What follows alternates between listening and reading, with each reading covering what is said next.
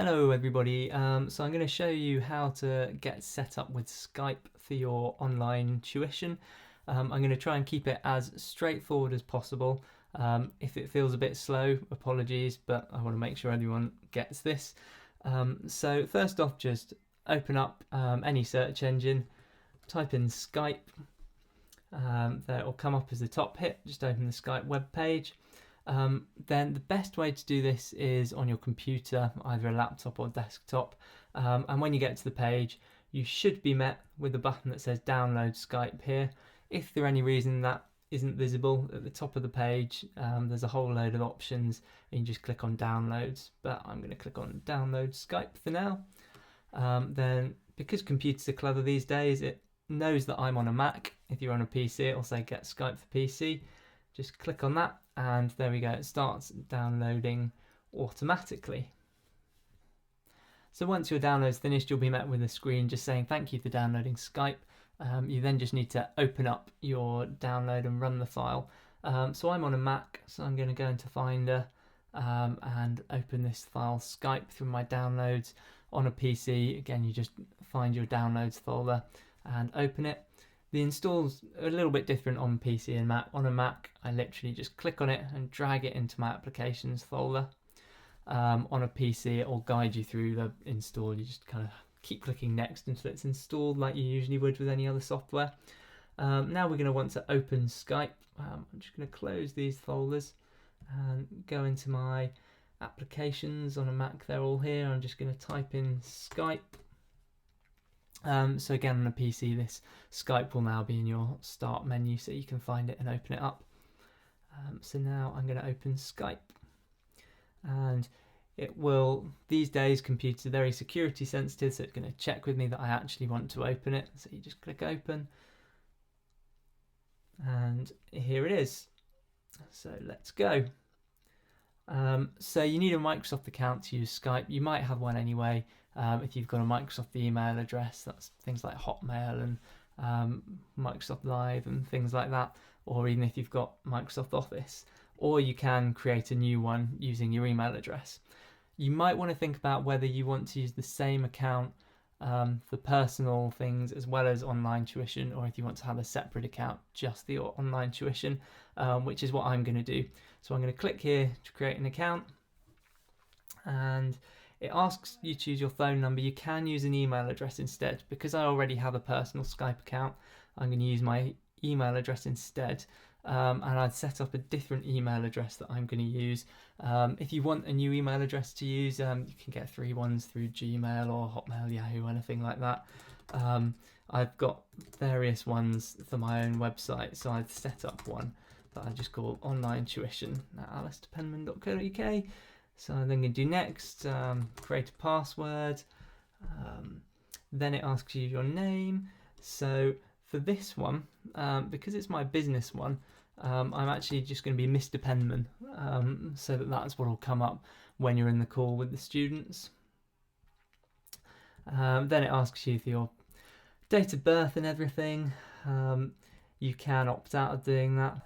Then it says verify email, so now I've just got to wait and a code will come through so that I can verify.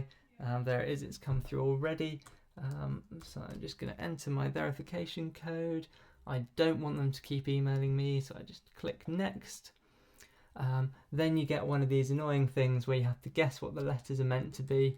I usually get these wrong quite a lot of the time, so we'll see if this works or not. There we go, it's now thinking, and we go through, and that should have created my account.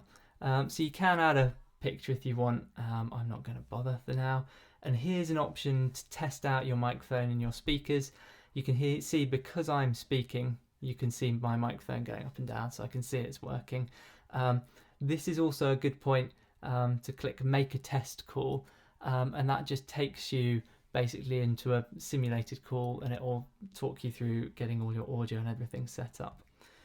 So I'm just going to do continue, and here we are on the camera, so it's checking that working. You can see I've got headphones on, which is purely because I've got a microphone plugged in so that I can hear what's happening. So here we go, I'm just going to continue. tells you how to find contacts, etc. But we're going to skip through that. So now you're all set up with Skype, you're going to need to connect with the account of the parent of your student. You should always be communicating on the parent's account, never a student's account. And it's probably best to get them to add you rather than you adding them. The way they would do that, if you tell them their email address, then they just go to the contacts, new contact, they type in your email address in here, and it will come up. It says you can search the people using Skype name, phone number, email address, or full name.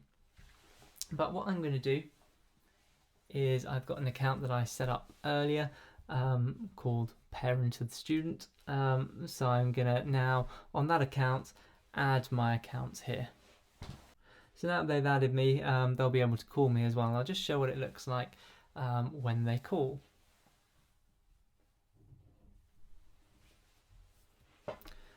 So here we go, I've now got an incoming call from the parent of my student.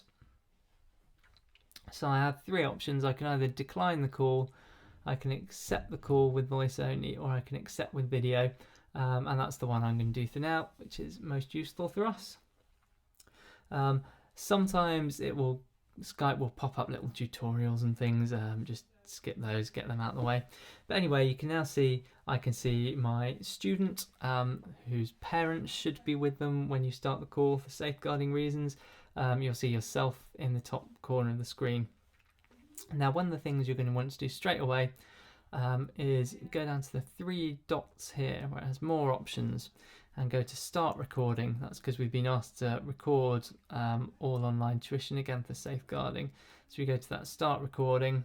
It says starting recording, and it says avoid legal snags by telling people they're being recorded. You should always tell the parents that lessons are being recorded, and that will also pop up on their screen so that they know. So I'll just set this up very quickly to show you, but you want to make sure your student's not too far away or you won't hear them that well, not too close or the audio might distort, and you also might want to make sure they're somewhere that you can see, for example, the WIN players, their embouchure and also their finger positioning, just kind of so it's as good as it would be if you were in the room with them. There are a few other neat features on Skype. Probably the one that might be useful to people is something called screen sharing, where you can show the student what's on your screen. To do that, you just go down here. It says share screen. It shows me what's on the screen, and I do start sharing. And now the student can see everything on my screen. Now, why that might be useful is I might, for example, have some music open that they're working on, and then it's easy to kind of point to different sections and show them things. You might be in an app as well where you can kind of add annotations and things. So on here, this is just using the preview app on a Mac, but I can go in here and I could, for example, pick up a pen if I wanted and put a ring around a certain note. Oh, that one happens to have a black fill. I can change it to its clear, and then you can see I've put a nice ring around that note so the student knows that was the one to watch out for, or similar. You can think of many ways you could use that. Then when you're done with sharing your screen, because obviously during this time the student can't see you there. I mean, you'll be there in a small box on the screen, but the main thing they're seeing is your screen. So to turn that off, you just go back and click on that and do stop sharing. You can, if you want, go full screen as well, just by going up here, that little box, and do enter full screen. And then obviously it just has the advantage that everything gets bigger. And then you can go back and exit full screen if you want. Then when you want to end the call, you simply go here and hang up. And that's ended the call. Now, because it was recording, you notice it's now popped up with a recording of the call, and it says recordings are available for 30 days. That may well be long enough. We need to check with the school, in which case you don't need to do anything. Skype will just keep it. If we need to keep it for longer, you go to the dots there, more options, and you can do saved downloads, and that will just save the video. So hopefully that's given you a quick run through of how the whole Skype system works.